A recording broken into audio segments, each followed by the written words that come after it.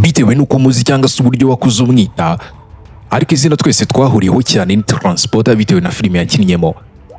Jason Statham ni umwe mu bakinnyi ba filime z'ibikorwa bidasanzwe bubashywe kandi bakunzwe cyane ku isi. Ariko mbere yo kwamamara yabaye umucuruzi wo ku muhanda, umukinnyi wo gusimbuka ku mazi ndetse n'umunyamideli. N'uruhe rugendo rwatumye ubundi ava mu buzima busanzwe akagera ku rwego rwo kuba ibyamamare bya Hollywood. Mureke tumenye amateka yose kuva akivuka kugeza abaye icyamamare ku isi. Uyu munsi twakoze dufana na n'uyu munsi ugikora ibisa nk'ibitangaza. Avuka ku itariki ya 26 Nyakanga 1967 ni mu gace kitwa Sherbrooke mu ntara yitwa Derbyshire mu Bwongereza. Se yitwaga Benshi Statham, wakoraga ubucuruzi bwo ku mihanda ndetse akanaririmba mu tubari turaho. Naho nyina yitwaga Ellen Yates, yari umubyinnyi wabigize umwuga. Jason yari umwana wa kabiri mu muryango, akaba afite mukuru we witwa Lee Statham. Akiri muto umuryango wimutse mu mujyi, uva mu mujyi witwaga Sherbrooke ujya gutura mu mujyi witwaga Great Yarmouth uri ku nkombe z'inyanja yo mu ntara yitwa Norfolk. Hano yamaze imyaka myinshi y'ubwana bwe yitegereza ubuzima. Kuba yarakuranye na se wakoraga ubucuruzi ku isoko no ku mihanda byatumye akiri muto amenya uburyo bwo gucuruza no kuzunguza, kuvugana n'abantu no kwihangira ibisubizo by'ubuzima byatumye umunsi tumumenya uko. Ariko gukurira mu buzima busanzwe bw'abakozi byamuremye imico yo kwihangana, gukomera no kudacika intege. Yize amashuri yisumbuye mu kigo cyitwa Great Yarmouth, ariko ntiyakomereje muri kaminuza, ahubwo yahisemo kwibanda cyane ku mikino yo gukomeza gushaka imibereho. Mu gihe cy'ubuto bwe yatangiye gukina umukino wo gusimbukira mu mazi, aza kwitwaramo neza cyane kugeza ubwo yinjiye mu ikipe y'igihugu cy'Ubwongereza. Amaze imyaka irenga 10 akuriye imyitozo ikomeye.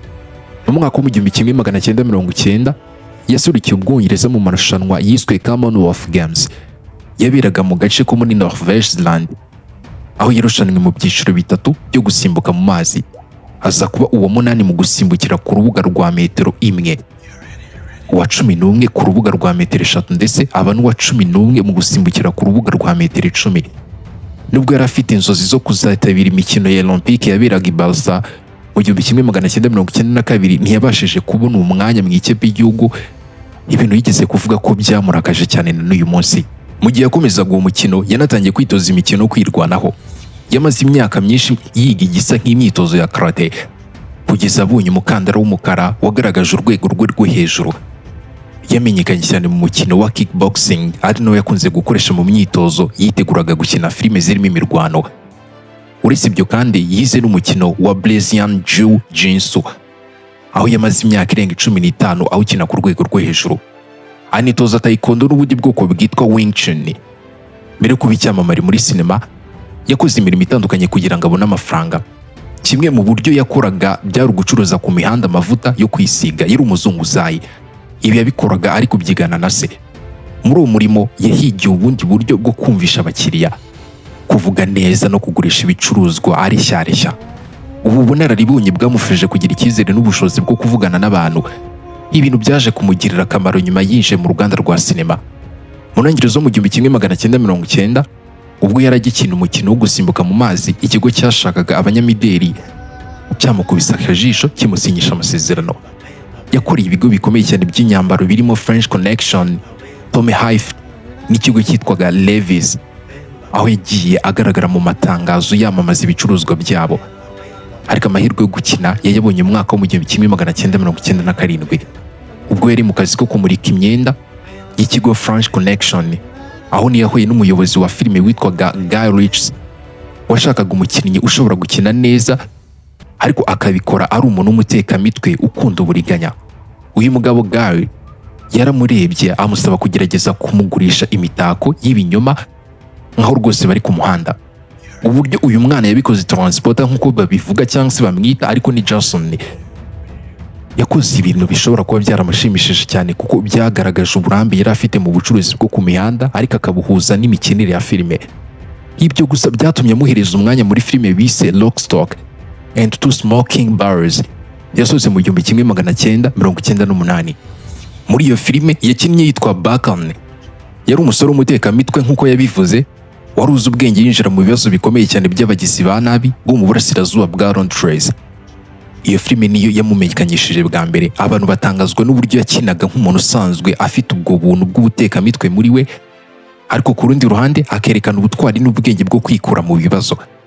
Nyuma y'iyo nsinzi yongeye gukorana n'uyu mugabo Guy muri filime bise Snatchers yasohotse mu mwaka wa 2000.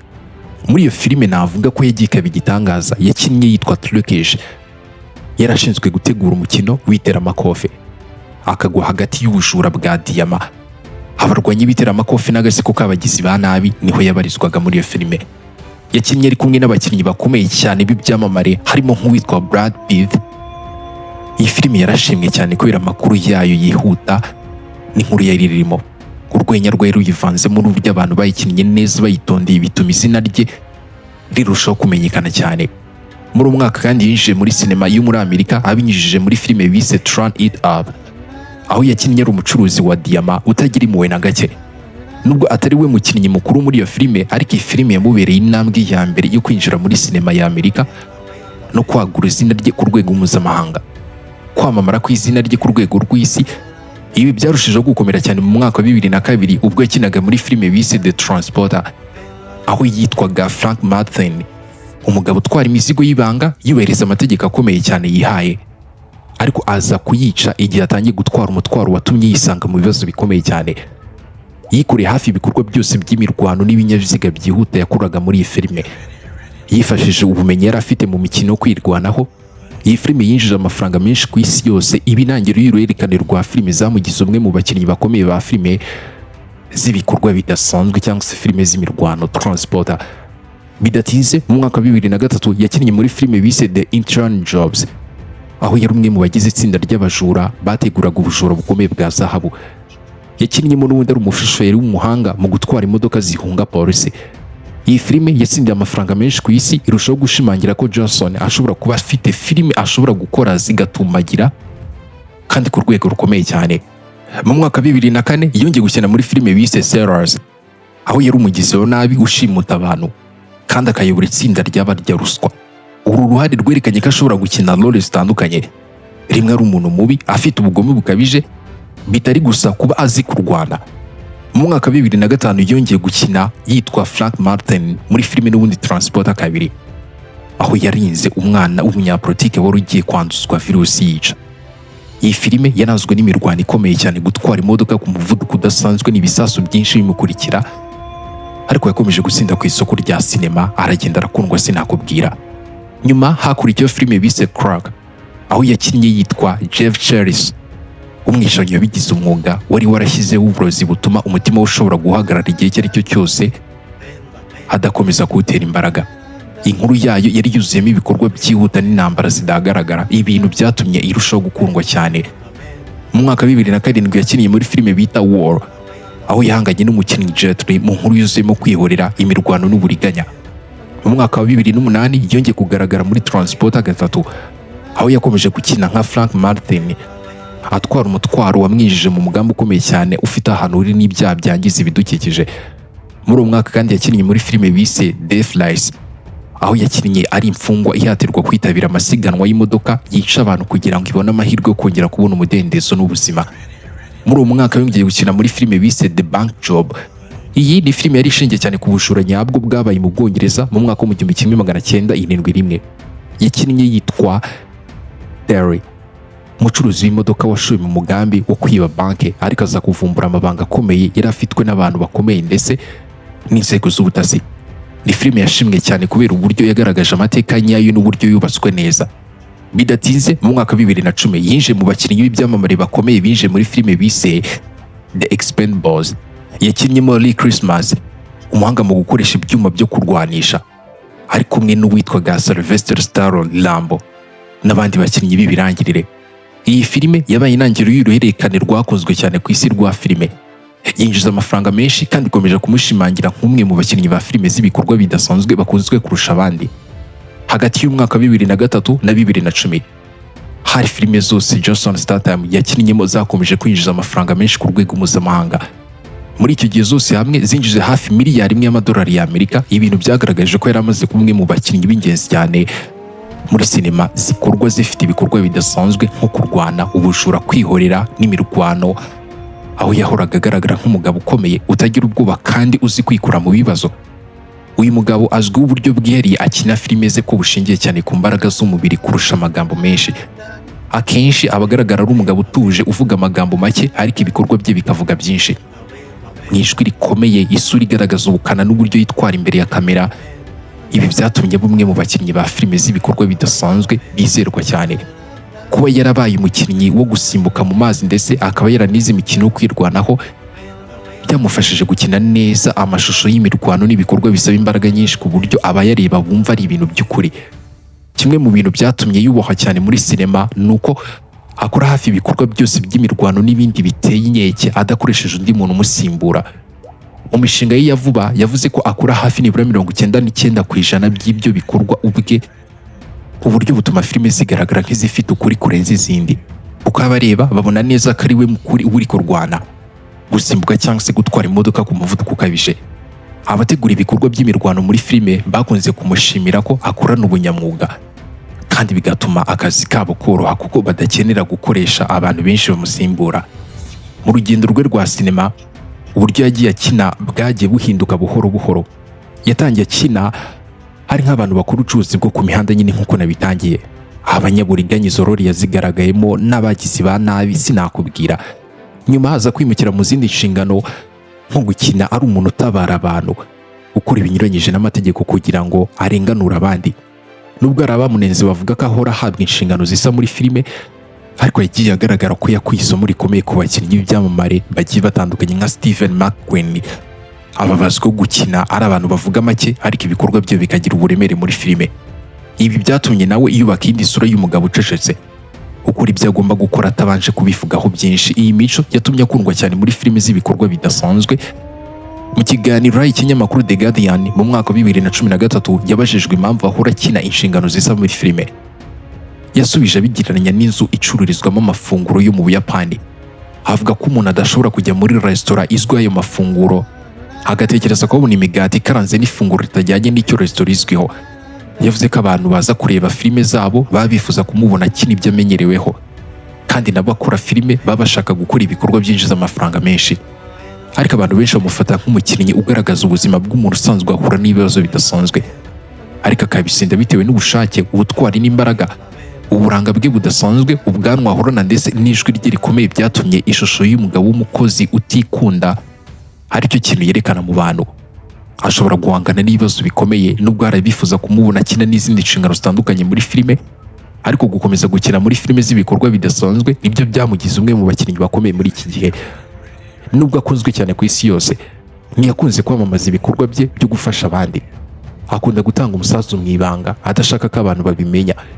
Ibikorwa bye byinshi yagiye ashyira hanze byibanda cyane ku bana, cyane cyane abafite uburwayi bukomeye n'abakomoka mu miryango itishoboye ndetse no guteza imbere siporo mu rubyiruko.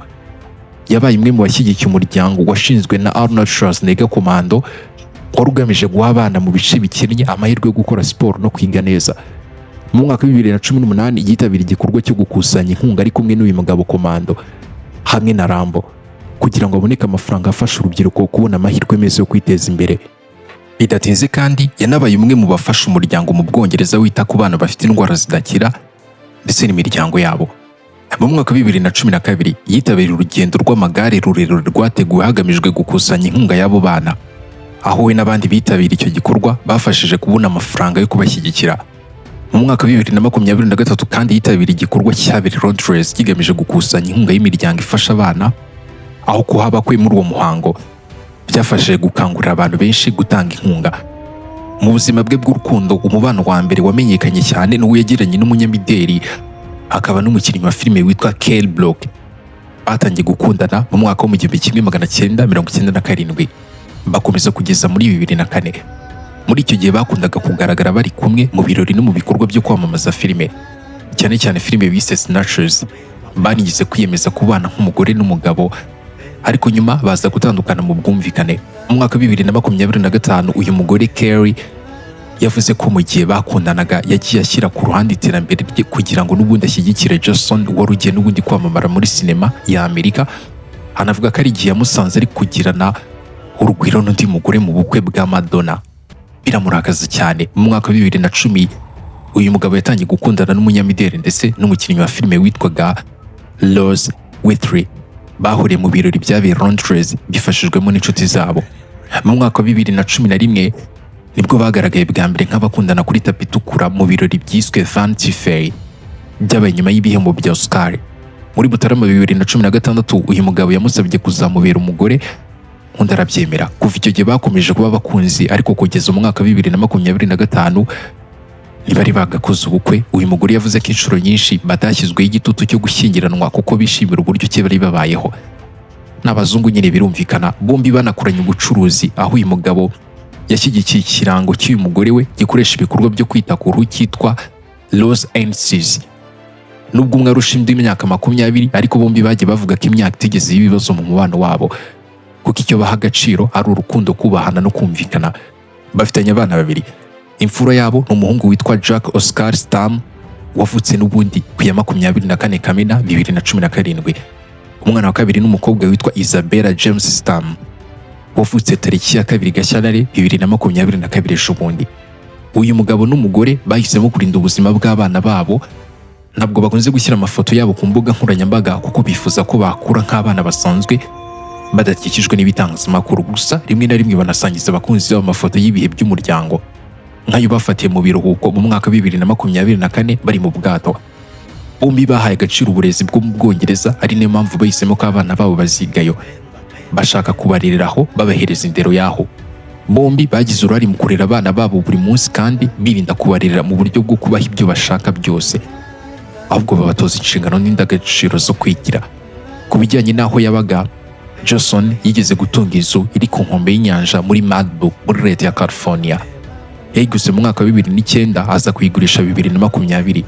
Yanatunze indi nzu muri Baherereye, nayo ayigurisha mu mwaka wa 2025. Kuva mu mwaka wa 2020 we n'umuryango we bimukiye Londres, aho bati batuye mu nzu iherereye muri Chelsea. Icyo cyemezo bagifashe kugira ngo abana babo babone amashuri meza mu Bwongereza ndetse banegera bo mu miryango yabo. Mu mibereho ya buri munsi uyu mugabo yakomeje kubaho ubuzima bworoshye kandi bufite gahunda, aho akora imyitozo ikomeye buri gihe, harimo imyitozo yo kubaka umubiri, umukino w'iteramakofe n'imyitozo ifasha umubiri gukora neza.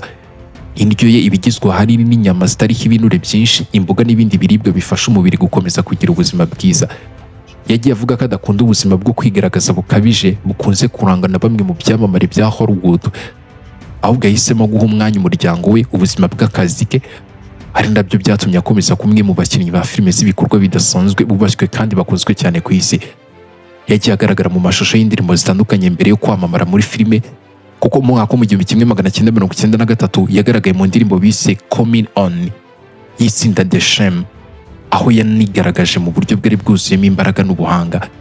Mu mwaka wa 1994 yongeye kugaragara mu ndirimbo bise Run to the Sun. Nyuma yo mu mwaka wa 2014 yagaragaye mu ndirimbo bise Summer ya Calvin Harris, aho yakinnye ari nk'umushoferi usiganwa ku muvuduko mwinshi. Ibintu byibukije benshi uburyo akunze gutwara imodoka muri filime z'ibikorwa bidasanzwe. N'uwagiye kubaka izina n'uyu munsi rikivugwa n'abantu benshi bati ni Transporter, ariko ni filime yakinnye yamwitiriwe gutyo. Mureke dusubire mu biganiro by'ubutaha.